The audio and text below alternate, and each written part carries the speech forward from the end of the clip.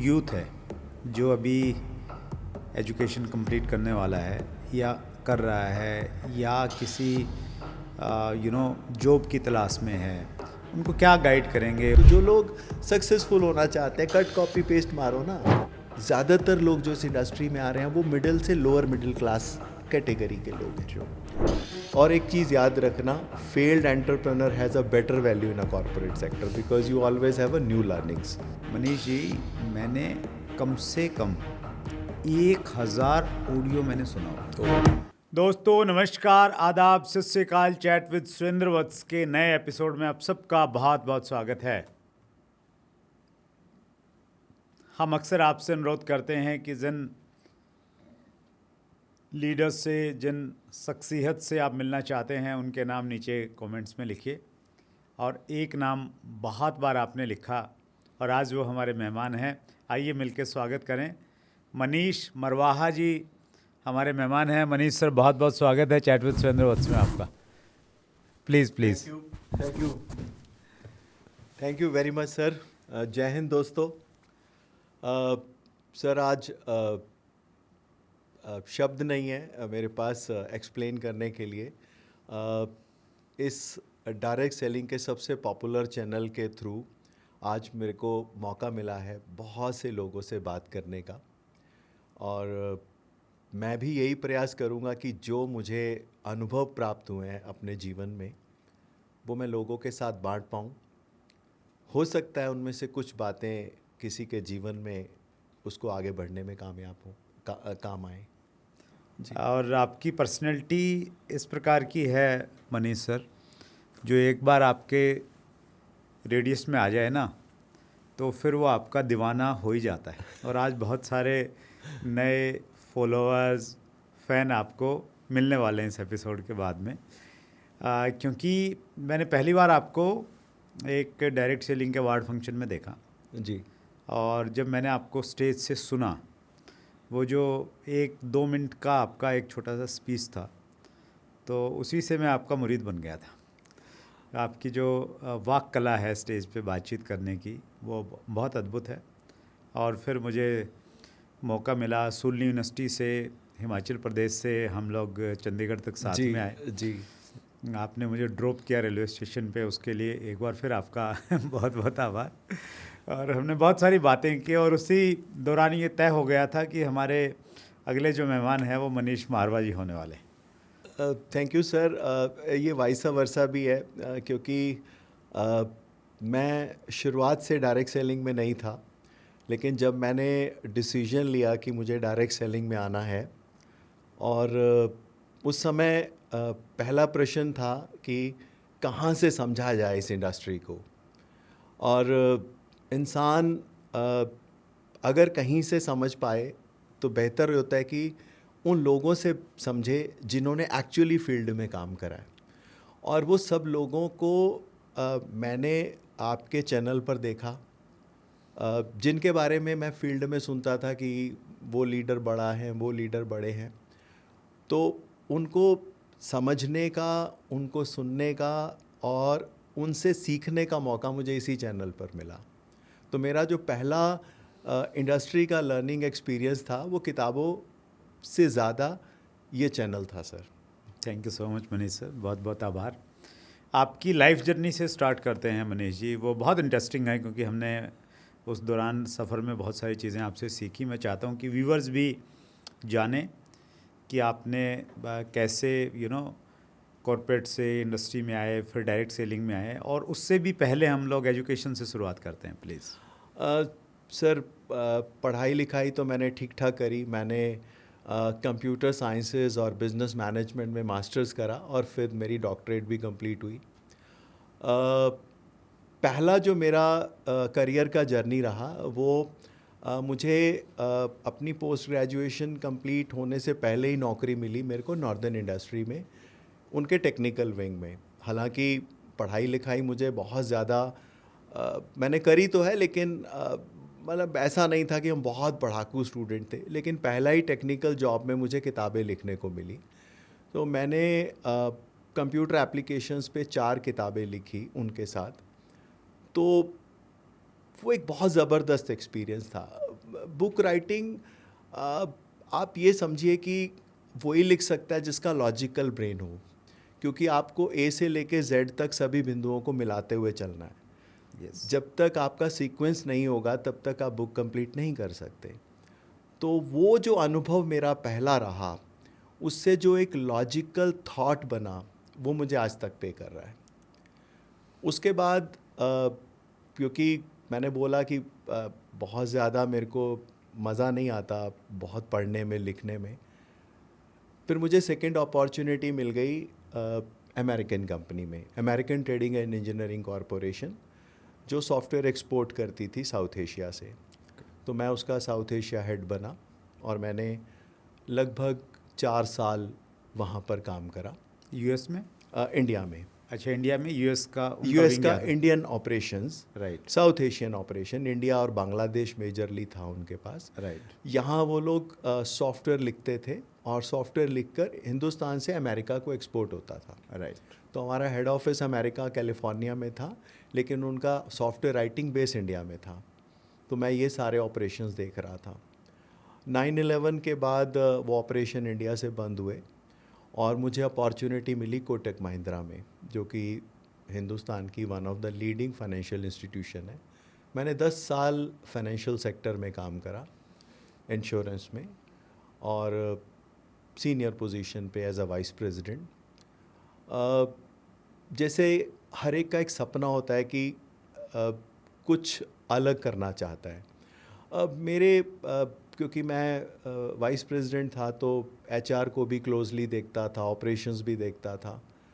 तो एक चीज़ जो समझी कि लगभग 70% लोग ऐसे हैं दुनिया में जो वो काम कर रहे हैं वो नहीं करना चाहते, वो कुछ और करना चाहते हैं। शायद मैं भी उनमें से एक था। नौकरी मेरे लिए जीविका का एक साधन थी, लेकिन मन जो था वो एक एंटरप्रेन्योर बनना चाहता था। तो मैंने फाइनली डिसीजन लिया 2012 में कि बहुत हो गया, अब कर लिया, बहुत पैसा कमा लिया, बहुत बड़ी पोजीशन थी, बहुत पैसे भी मिलते थे, तो अब वो करना चाहिए जो मन कहता है, क्योंकि आपके पास एक ही जीवन है और उस जीवन में आपको रिग्रेट नहीं होना चाहिए लास्ट फेज़ में जाके कि ये रह गया। तो मेरे एक बॉस थे, उन्होंने मुझे एक ही लाइन बोली जो आज तक मेरे को याद है। मैं जब नौकरी छोड़ रहा था तो सब लोग बोल रहे थे कि इतनी बड़ी पोजीशन पे कोई छोड़ता नहीं है।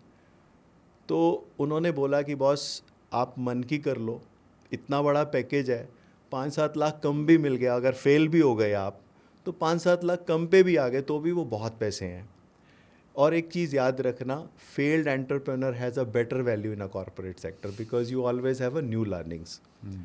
तो मेरे को लगा कि फिर कोई बहुत बड़ा रिस्क नहीं है, ले लिया जाए। तो मेरे लिए सबसे बड़ी जो चैलेंज था कि किस सेक्टर को चूज़ करा जाए। एक मैं छोटा सा प्रश्न पूछना चाहता हूँ, मेरी क्यूरियोसिटी है और शायद व्यूअर्स की भी होगी। जब आपने डिसाइड किया कि आप अपना खुद का काम स्टार्ट करेंगे, उस समय आपका पैकेज क्या था लास्ट? लगभग 60 लाख। 60 लाख एनुअल था। ओके, ठीक है सर। 2011 दिसंबर की बात है ये। मतलब उस समय का 60 लाख आज के टाइम का 1.5 करोड़ लगभग, हाँ जी। ठीक।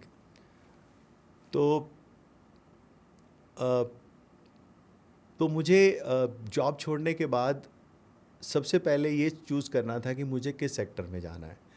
मैंने आईटी में काम करा क्योंकि मेरी क्वालिफ़िकेशन आईटी में थी। मैंने उसका पीक देखा, मैंने उसका बॉटम देखा, क्योंकि 2000 में .com बर्स्ट हुआ, बहुत सारे टेक्नोलॉजिकल चेंजेस हो रहे थे, रिक्वायरमेंट बदल गई थी 2000 के बाद इंडस्ट्री के अंदर। उसके बाद मैंने फाइनेंशियल सेक्टर में टॉप देखा, फाइनेंशियल सेक्टर का भारत की 4 साल लगभग डबल डिजिट ग्रोथ देखी। 2008 में फिर सब प्राइम देखा, मतलब एकदम बॉटम पे देखा इकोनॉमी को। शेयर मार्केट लुढ़क के ख़त्म के लगभग मतलब 6000 पे आ गई थी। तो मुझे ऐसा लगा कि कोई ऐसा बिज़नेस होना चाहिए जो रहती दुनिया तक जिसकी रिक्वायरमेंट बनी रहे। तो मुझे एक ही चीज़ समझ में आई, वो था हेल्थ इंडस्ट्री। हालांकि मेरे लिए बिल्कुल नई इंडस्ट्री थी, मेरी पढ़ाई लिखाई हेल्थ में नहीं थी, बट मुझे अपने पे ये कॉन्फिडेंस था कि I know how to manage, चीज़ों को मैनेज किया कैसे किया जाता है, फाइनेंसेस के साथ खेला कैसे जाता है। तो मैंने फैक्ट्री लगाई अपनी, अच्छा। पहला यूनिट मैंने लगाया आयुर्वेद के अंदर। बहुत से लोग ये भी सवाल करते हैं कि आयुर्वेद क्यों, एलोपैथी क्यों नहीं। तो उसमें सर कई कारण थे मेरे।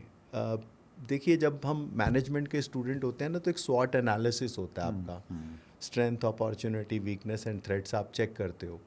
तो मुझे ऐसा लगा कि आयुर्वेद को फैलाना आसान है, क्योंकि इसको बेचने के लिए कोई हिंदुस्तान में लाइसेंस नहीं चाहिए। एलोपैथी में बहुत हर्डल्स हैं, हालांकि बहुत बड़ी मार्केट है allopathy as compare to Ayurveda. But Ayurveda के अंदर अगर आप दो डॉट्स को मिलाते हैं, मतलब बनाना और बेचना, तो बेचना आयुर्वेद आसान है। और दूसरा, आयुर्वेद का स्कोप बहुत बड़ा है, फ्यूचर, मतलब लोग धीरे धीरे समझ रहे हैं कि बहुत से साइड इफ़ेक्ट्स हैं मेडिसिन्स के। एंटीबायोटिक अगर हम खा भी रहे हैं तो वो फ़ायदे से ज़्यादा नुकसान कर रही है बॉडी में। तो मुझे लगा कि इस पे काम करना चाहिए मुझे, आयुर्वेद में एक चैलेंज भी है। तो मैंने आयुर्वेद को चूज़ करा और मैंने अपना आयुर्वेद का लाइसेंस लिया मैन्युफैक्चरिंग का, तो प्लांट स्टार्ट करा। उसके बाद चैलेंज ये था कि बनाने के बाद, क्योंकि एक्सपीरियंस था, तो अपनी फैक्ट्री में इतने ऑर्डर्स आ गए कि फैक्ट्री जो है वो जो कैपेसिटी थी मैन्युफैक्चरिंग की, वो लगभग पूरी हो गई साल 2 साल बाद। और फिर ऐसे लगने लगा कि व्हाट इज़ नेक्स्ट, अब क्या, इसके अलावा अब आगे क्या करें। फिर मुझे लगा अपना ब्रांड लॉन्च करते हैं। हिंदुस्तान में अपना ब्रांड लॉन्च करना आसान नहीं है, बहुत कंपटीशन है, एक लॉबी है जो आपको आगे नहीं आने देती। तो फिर इस प्रोडक्ट को लेकर लोगों तक कैसे ले जाया जाए, उसके ऊपर जब मेरा विचार शुरू हुआ और बहुत से लोगों से जब मेरी बातचीत शुरू हुई, तो मुझे एक चीज़ समझ में आई, डायरेक्ट सेलिंग। एक ऐसा मीडियम जिससे आप अपने उत्पाद को हर घर तक ले जा सकते हो, मतलब टियर 3 तक ले जा सकते हो, जहां आपकी एड भी नहीं पहुंचती। तो this is how I venture into direct selling industry. अब मुझे बहुत अच्छा लग रहा है इस इंडस्ट्री के अंदर। मैंने पिछले 12 साल के मैन्युफैक्चरिंग करियर और 10 साल के डायरेक्ट सेलिंग करियर में कई चीज़ें ऐसी करी जिससे अब लगता है कि एक सेटिस्फेक्शन है। जैसे आयुर्वेद में हिंदुस्तान में बहुत रिसर्च नहीं होती, बहुत बड़ी कंपनियां हैं या बहुत छोटी कंपनियां हैं, सरकार की तरफ से कोई बहुत ज़्यादा फंड नहीं है आयुर्वेद के लिए, और ख़ासकर उसकी रिसर्च के लिए एज़ कम्पेयर टू एलोपैथी। तो चैलेंज मैंने लिया और मैंने अपने पुराने कॉरपोरेट के अनुभव का इस्तेमाल करते हुए देश की कई यूनिवर्सिटीज़ के साथ जाकर एग्रीमेंट साइन करे रिसर्च के लिए। That's great. और मुझे बहुत खुशी है कि जब कोविड आया, उससे पहले मैं इस चीज़ पर विचार कर रहा था कि क्या एंटीबायोटिक का कोई सब्स्टिट्यूट हो सकता है आयुर्वेद के अंदर। और उससे पहले हमने एंटीवायरल, एंटीबैक्टीरियल प्रोडक्ट बना लिया था, उसके हमने क्लिनिकल ट्रायल किए थे, और क्लिनिकल ट्रायल में हम देख पा रहे थे कि 72 आवर्स में वायरस लोड ख़त्म हो रहा है इस मेडिसिन से। और उसका पब्लिकेशन भी इंटरनेशनल जर्नल में आया, इस जो मैं प्रोडक्ट की बात कर रहा हूँ, यूरोपियन जर्नल में इसका पब्लिकेशन भी आया कि ये इससे वायरस ख़त्म हो रहा है 72 आवर्स में। फिर कोविड आ गया। कोविड में मुझे ऐसा विश्वास था कि ये जो प्रोडक्ट है ये कोविड के वायरस पे भी कारगर होगा। हमने लोगों को देना शुरू करा कोविड में ये, और हमने देखा कि जो लोग 3, 4, 5 दिन में ठीक हो रहे हैं इससे, वहाँ से हमें हौसला मिला और हम फिर सरकार के पास गए और हमने इसके ह्यूमन ट्रायल्स के लिए गवर्नमेंट को लिखा, हमें अप्रूवल मिला। बेंगलोर में मेडिकल कॉलेज ने हमें अप्रूवल दिया कि आप इसके ऊपर ट्रायल कीजिए कोविड के mild to moderate patient. Serious patient पे उन्होंने हमें अलाउ नहीं करा, क्योंकि उस समय सारा का सारा कंट्रोल सरकार कर रही थी कोविड का, प्राइवेट सेक्टर में किसी को भी अलाउड नहीं था। तो सर वो जो हमारा उस समय काम हुआ, वहाँ पर एक्चुअली फैक्ट्स निकल कर आए कि प्रोडक्ट काम कर रहा है। उसको हमने मार्केट करा, हमें अप्रूवल मिला एंटीवायरल एंटीबैक्टीरियल ड्रग का। इसके अलावा मैंने Pravara institute of medical sciences के लिए कैंसर की रेडिएशन के लिए काम करा, जिसका पेटेंट हमें मिल गया है। ओके। उसका भी इंटरनेशनल जर्नल में पब्लिकेशन आया। हमने एपिलेप्सी पे काम करा। शायद पूरी दुनिया में हमारा अकेला ऐसा प्रोडक्ट है जहाँ पे कॉन्ट्राइटिन सल्फेट को हमने फर्स्ट टाइम एपिलेप्सी में यूज़ करा। तो ऐसे कई चीज़ें हैं जो मुझे सेटिस्फेक्शन दे रही हैं कि आयुर्वेद में भी काम किया जा सकता है। अगर पैसे ना भी हों तो भी आपको बहुत से साथी मिल जाते हैं। मुझे कई यूनिवर्सिटीज़ ने मेरे को साथ दिया, बहुत कम बजट में हम ऐसे काम को कर पाए। That's great sir. Manish sir, आपने कहा कि आपने अच्छा खासा पैकेज था उस समय आपका, जब आपने डिसाइड किया कि आप एंटरप्रेन्योर बनेंगे। जो यूथ है, जो अभी एजुकेशन कंप्लीट करने वाला है या कर रहा है या किसी जॉब की तलाश में है, उनको क्या गाइड करेंगे? उनको कहीं जॉब करना चाहिए, पहले छोटा मोटा एक्सपीरियंस लें, या वो अपना खुद का काम देखें, या वो डायरेक्ट सेलिंग में आ जाएं? आपने, चूँकि आप उस सारे अनुभव से गुजरे हुए हैं, क्या सजेशन है? सर देखिए, हम बात कर रहे हैं भारत को 21वीं सदी में डेवलप कंट्री बनाने के लिए। और अगर हमें डेवलप होना है, अगर हमें एक दुनिया की बड़ी आर्थिक महाशक्ति बनना है, तो हमारे युवाओं को नौकरी की बजाय नौकरी देने वाला बनना चाहिए। पहला तो ये है। आज जिस स्टार्टअप की बात भारत में हो रही है, ये 20 साल पहले अमेरिका में ये कॉन्सेप्ट था, जो अब इंडिया में युवाओं में आने लगा कि हमने स्टार्टअप करना है।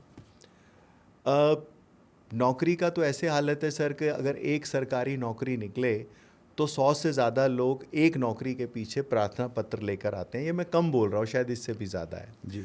तो जो chances of getting government job is less than 1%। अभी हमने उत्तर प्रदेश का एग्जाम्पल देखा, जहाँ पर 60,244 पुलिस कांस्टेबल की पोस्ट थी।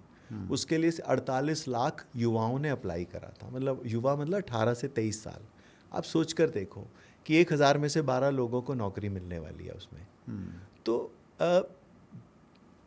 स्कोप डायरेक्ट सेलिंग का बहुत बड़ा हो सकता है। देखिए, डायरेक्ट सेलिंग का सबसे बेस्ट पार्ट पता है क्या है? Micro entrepreneurship.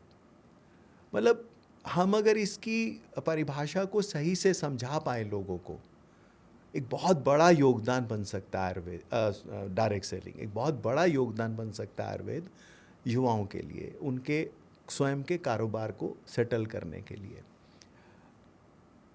अभी तक क्या छवि है डायरेक्ट सेलिंग की? जोड़ो जोड़ो जोड़ो जोड़ो। देखिए, मैं अगर एक बड़े कैनवस पे अगर इस इंडस्ट्री को देखता हूँ, तो इंडिया में 25 साल 26 साल ही हुए हैं इस इंडस्ट्री को आए। हाँ जी। ठीक है, लेकिन एक इंडस्ट्री के पूरे लाइफ साइकिल में 25 साल बहुत छोटा फेज होता है सर। और जब छोटा बच्चा होता है तो गलतियाँ करता है। बच्चा जब बड़ा होता है, चलना सीखता है, गिरता भी है, ज़मीन से लेकर कुछ मुंह में खाएगा, फिर बीमार होगा, फिर चलना शुरू होगा, युवा होगा, फिर गलतियां होंगी। ये इंडस्ट्री का हाल है। ये खाली इस इंडस्ट्री में नहीं, अक्रॉस इंडस्ट्री ऐसा ही होता है सर। मैंने 2 इंडस्ट्रीज़ को बहुत करीब से देखा है। मैंने आईटी इंडस्ट्री में बहुत करीब से देखा है। मैंने मास्टर्स तब करी थी जब कंप्यूटर शुरू हो रहे थे इंडिया में, है ना। मैंने उस समय कंप्यूटर पे काम करा जब हार्ड डिस्क भी नहीं होती थी। और मैंने फाइनेंशियल सेक्टर में काम करा जब ओपन अप हो रहा था। और इसी तरह मैं इस इंडस्ट्री को भी ऐसे ही देखता हूँ कि 25 साल गलतियों के रहे, अब ये मैच्योरिटी की तरफ जा रही है। अगर इस कॉन्सेप्ट को अगर हम लोगों को समझा पाए कि व्यापार करने का एक बहुत सरल और एक अच्छा तरीका है। आप स्टार्टअप करना चाहते हैं, आपको फंडिंग की ज़रूरत है, ठीक है। आज फंडिंग किनको मिलती है सर? एक समय था जब आइडिया पे लोग पैसा लगाते थे। आज हर गली में 10 लोग 100 आइडिया लेके घूम रहे हैं। आज एग्जीक्यूशन पे पैसा लगता है, आइडिया पे नहीं लगता। आप किसी बड़े बंदे के पास जाएंगे, उसको बोलेंगे आई हैव दिस आइडिया, वगैरह साइड पे रख, तू ये बता पहले एग्जीक्यूट कैसे करेगा। आज हमारे देश में बहुत बड़ा मिडिल क्लास है, पैसे नहीं है, आइडिया की जगह एग्जीक्यूशन ने ले ली है। अगर किसी अच्छी कंपनी के साथ मिलकर एक सही से एग्जीक्यूट किया जाए इस प्लान को, तो मुझे लगता है सर एक बहुत बड़ा बिजनेस व्यापार बना सकता है, और ना केवल अपने लिए बल्कि बहुत लोगों को भी इसमें एंटर करा सकता है। तो डायरेक्ट सेलिंग एक बहुत बहुत शानदार आइडिया है, और मैं आपको यकीन के साथ बोल रहा हूँ सर, मेरे पास बहुत अपॉर्चुनिटीज़ हो सकती हैं काम करने के लिए, पर मैं आपको इस मंच पे बताना चाहता हूँ मैंने अपना पूरा जीवन अब डायरेक्ट सेलिंग को ही समर्पित कर दिया है। मैंने करना था जो कर लिया, but now I want to work for this industry. That's great. मैं भी रिलेट करता हूँ सर इस बात से, काफ़ी सहमत हुआ हूँ आपकी बात से। मैं पिछले 24 सालों से डायरेक्ट सेलिंग इंडस्ट्री में हूँ, और बहुत क्लोजली मैंने न केवल मात्र कंपनी के साथ में काम किया, अभी तो इंडस्ट्री के साथ में काम किया, एसोसिएशंस के जी। साथ, गवर्नमेंट के साथ में बड़ी क्लोजली काम करने का मौका मिला, और इंटरनेशनली भी डायरेक्ट सेलिंग में क्या क्या है, क्या क्या डेवलपमेंट है, वो सारी चीज़ें जानता हूँ।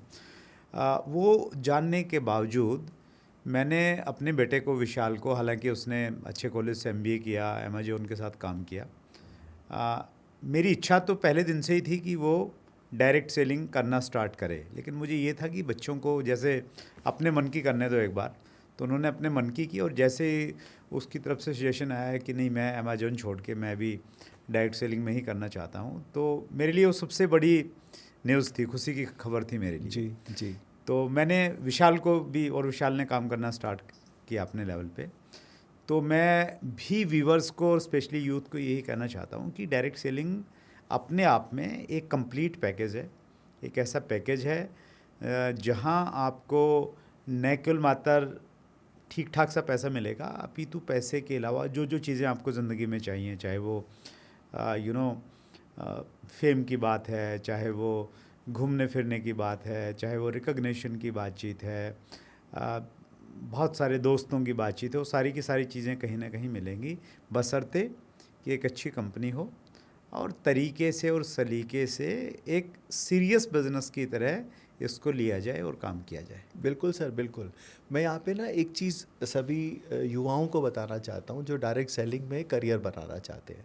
देखिए, आज की डेट में अगर मैं डायरेक्ट सेलिंग को ध्यान से देखता हूँ तो किस तरह का क्राउड है जो इस इंडस्ट्री की तरफ आ रहा है, तो उसमें एक ज़्यादातर लोग जो इस इंडस्ट्री में आ रहे हैं वो मिडिल से लोअर मिडिल क्लास कैटेगरी के लोग हैं, जो और उनका जो एवरेज क्वालिफिकेशन है वो भी बहुत हाई नहीं है, और दूसरा एजुकेशन बैरियर ही नहीं है इस इंडस्ट्री के अंदर।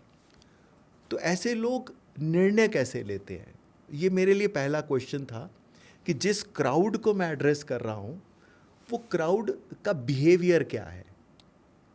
ठीक है, तो अब अगर इन प्रॉब्लम्स को रिजॉल्व करके किसी युवा को इस इंडस्ट्री के अंदर बड़ा काम करना है तो उसको 2-3 चीज़ें करनी पड़ेंगी सर। पहला, पढ़ाई लिखाई।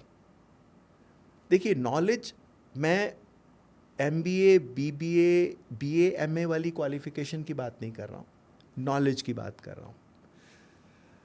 वो इसलिए ज़रूरी है कि जो हमारा दिमाग है वो नया कुछ सोचने के लिए बना नहीं है सर। और बहुत लोग हैरान होंगे कि ऐसा क्यों बोल रहा है कि हमारा दिमाग नया कुछ नहीं सोच सकता। सर, आप अगर केमिस्ट्री नहीं पढ़े हैं तो आप इनऑर्गेनिक कंपाउंड, ऑर्गेनिक कंपाउंड के बारे में नहीं बता पाएंगे। आप घर में नमक जहाँ पर आपके हर किचन में पड़ा होता है, आप उसका केमिकल नेम बता दीजिए, उसका आपको नाम ही, सॉल्ट का नाम ही नहीं पता है ना, तो क्योंकि आपने वो पढ़ा नहीं है। आपका दिमाग वही आइडिया देता है जो उसको पता है, वो उसी के कॉम्बिनेशन बनाएगा और आपके आगे प्रस्तुत करेगा। ये दिमाग की लिमिटेशंस है या उसका बेस्ट पार्ट है। अगर आप इस इंडस्ट्री के अंदर अगर सक्सेसफुल होना चाहते हैं तो सबसे पहला काम आपको पढ़ाई लिखाई करना पड़ेगा। जब तक आप नॉलेज नहीं लोगे तब तक आपका दिमाग बेहतर आइडिया निकाल ही नहीं सकता। तो जो लोग इस इंडस्ट्री में आना चाहते हैं तो उनको पहला काम ये करना पड़ेगा, नहीं पढ़ाई करी कोई बात नहीं, कबीर दास जी कौन सा पढ़े लिखे थे, लेकिन उन्होंने दुनिया को जो ऑब्जर्व करा और जो लिख गए, आज पढ़े लिखे MA हिंदी भी उस पर PhD करते हैं, है ना। रविदास जी थे, मोहम्मद साहब थे, इन्होंने अगर किताबें नहीं पढ़ी क्लास में जाके, लेकिन उन्होंने दुनिया को बहुत गहराई से ऑब्जर्व करा और जो लिख गए आज लोग पढ़ रहे हैं, मतलब पढ़े लिखे उन पे PhD कर रहे हैं। तो पहला तो हर युवा को जो इस इंडस्ट्री में आना चाहता है, उसका पहला नंबर 1 तो ये बनता है कि भाई पढ़ाई करो, नॉलेज लो। बहुत लोगों के लिए पढ़ना मुश्किल होता है, इज़ नॉट ईजी जॉब। मतलब मैं उनमें से एक हूँ जिनके लिए पढ़ाई बड़ा टफ लगता है यार, किताब को पढ़ना। लेकिन आदत बनानी पड़ेगी आपको। चाहे 10 पेज पढ़ो, 5 पेज पढ़ो, आप इस चैनल से स्टार्ट करो। यहाँ से आप सीखना शुरू करो, जो लोग आपको बता रहे हैं उसको नोट करो। दूसरी चीज़, जो भी आप समझ रहे हो उसको लिखो ज़रूर। बहुत लोगों को ना चलते फिरते, सैर करते बहुत सारे आइडियाज़ आते हैं, वो आइडिया शाम तक आते आते हवा हो जाते हैं। हम लिखते नहीं हैं। देखिए, लिखना इसलिए भी ज़रूरी है कि आप बिना सोचे सुन सकते हो, बिना सोचे बोल सकते हो, लेकिन बिना सोचे लिख नहीं सकते। जब आप लिखेंगे ना किसी आइडिया को, तो आपको उसके ऊपर फिर विचार करना पड़ेगा। अगर ज़िंदगी में सक्सेसफुल होना चाहते हो तो पढ़ाई करो, और जो विचार आ रहे हैं उसके ऊपर लिखो। जब आप लिखोगे ना, तो आपका एग्जीक्यूशन प्लान बनना शुरू हो जाएगा। आप आइडिया लिखोगे, उस आइडिया के ऊपर फिर आपको फर्दर लिखना पड़ेगा कि इसको मैं पूरा कैसे करूँगा। जब आप इस बारे में आप लिखोगे तो आप सोचोगे, जब आप सोचोगे और लिखोगे तो आपके जहन में बैठ जाएगा वो। तीसरा जो सबसे इम्पॉर्टेंट है सर इस इंडस्ट्री के लिए, जहाँ पर बहुत लोग इस चीज़ पर बिल्कुल गौर नहीं करते, वो है ग्रैटिट्यूड। ये टीम वर्क है, ये लोगों के साथ मिलकर किया जाने वाला कार्य है। इसमें आपके पास पैसा नहीं है तभी तो आप इस इंडस्ट्री में आए, आपके पास बहुत ज़्यादा स्किल नहीं है तभी तो आप इस इंडस्ट्री में आए। तो आपकी ताकत क्या है? आपके लोग। और जो लोग हैं उनको रिवॉर्ड तो चाहिए काम करने के लिए, तो वो रिवॉर्ड ग्रैटिट्यूड की फॉर्म में तो दे सकते हो आप। यहीं पर लोग कंजूसी कर जाते हैं।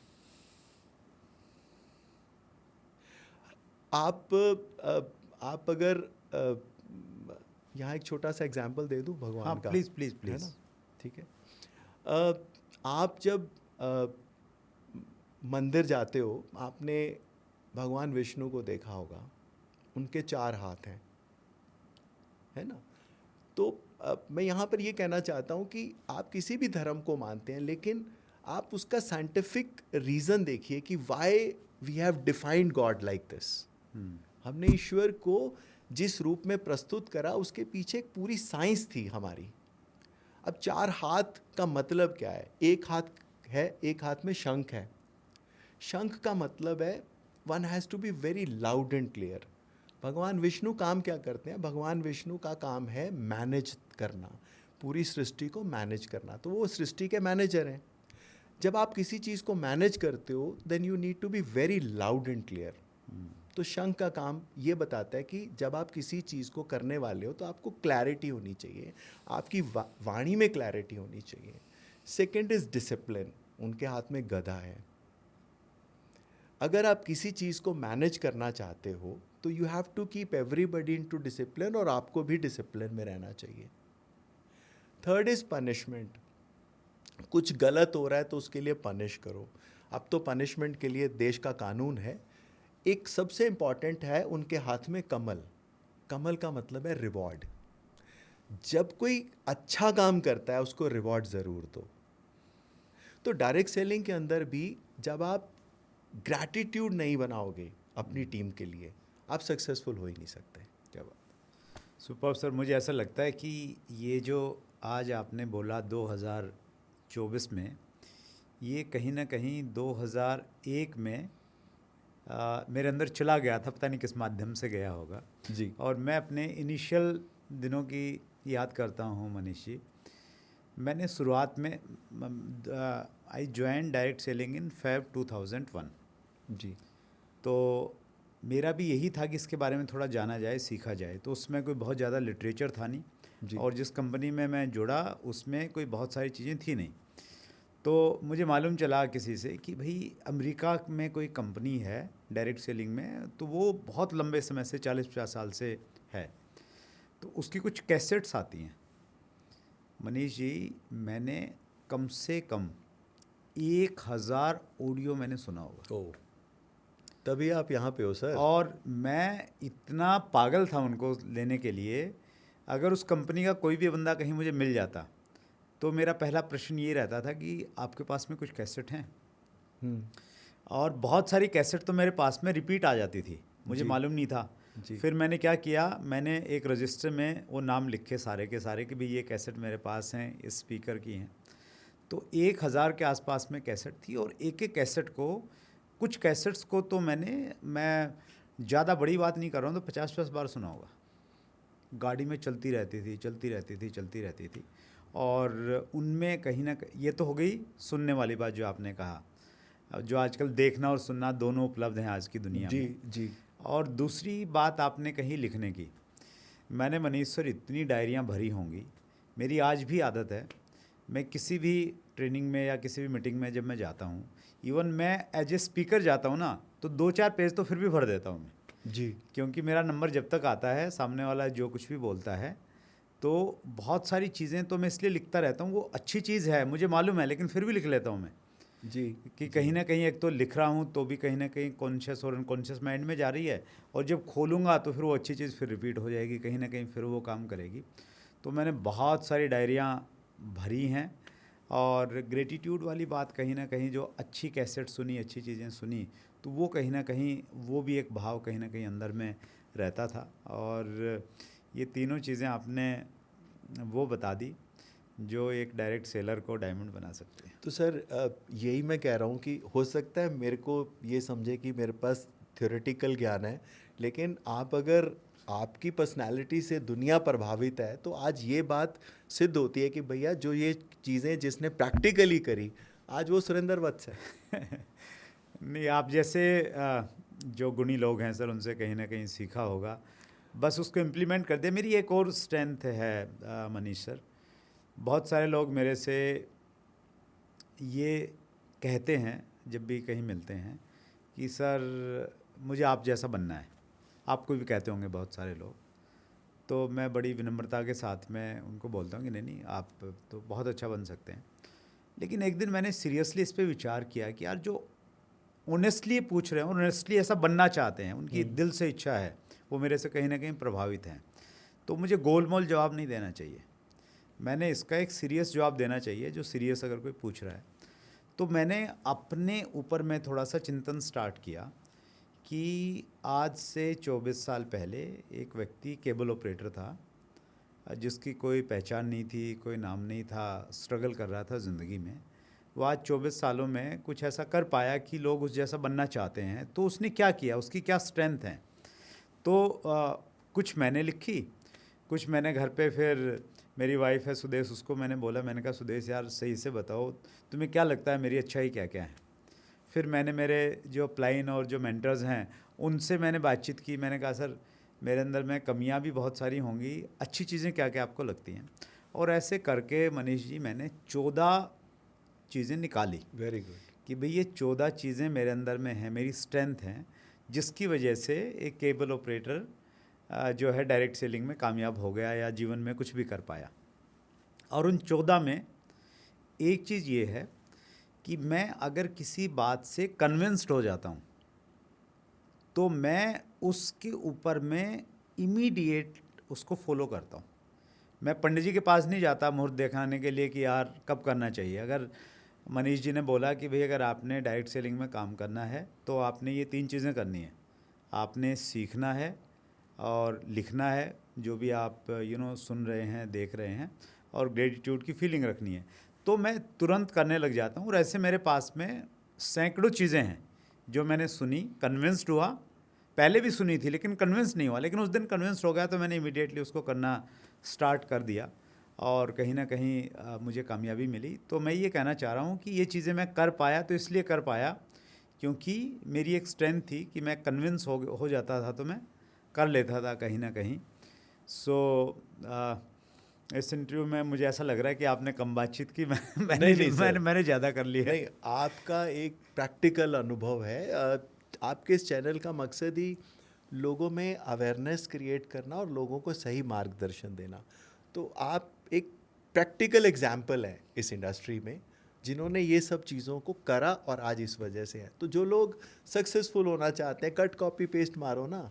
मतलब देखो, वो हमारे यहाँ वो एक बोलते हैं ना, री इन्वेंशन ऑफ व्हील। मतलब आज दोबारा पहिए का आविष्कार थोड़ी ना करोगे, वो गोल है, तो उसको एज इट इज़ कॉपी कर लो ना आप, है ना, उससे आगे बढ़ जाओ। उससे आगे बढ़ जाओ। मनीष सर, आपके पास में बहुत सारा तजर्बा, बहुत सारा अनुभव है। किन्हीं अलग सब्जेक्ट पे मैं बातचीत करना चाहता था, लेकिन हमारा कन्वर्सेशन इतना अच्छा रहा, किसी वो दूसरी लाइन में चला गया। बहुत जल्दी हम लोग एक और एपिसोड शूट करेंगे सर। जी। और आपका जो नॉलेज है, एक्सपीरियंस है, कॉर्पोरेट के बारे में आज हमने बातचीत की, और कैसे आप फिर डायरेक्ट सेलिंग में आए, आयुर्वेदा पे आप काम कर रहे हैं जी। इंडस्ट्री के बारे में अगले एपिसोड में हम डिटेल में बातचीत करेंगे।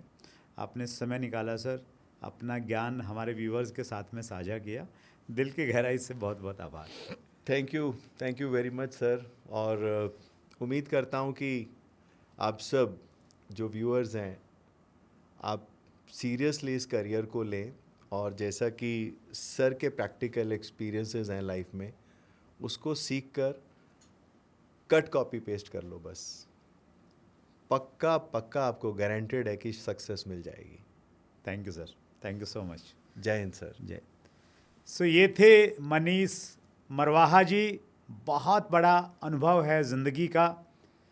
बहुत जल्दी आपको मनीष जी से हम दोबारा मिलवाएंगे, लेकिन उसके लिए आपको चैनल को सब्सक्राइब करना पड़ेगा, बेल आइकन दबाना पड़ेगा, ताकि आपके पास में नोटिफिकेशन आ जाए कि मनीष मारवाहा सर कब दोबारा अपने ज्ञान और अनुभव के साथ में आपके बीच में आ रहे हैं। अगले मंगलवार को रात्रि 8 बजे फिर एक बड़ी शख्सियत से मुलाकात होगी। अपना ख्याल रखिएगा। बहुत बहुत धन्यवाद।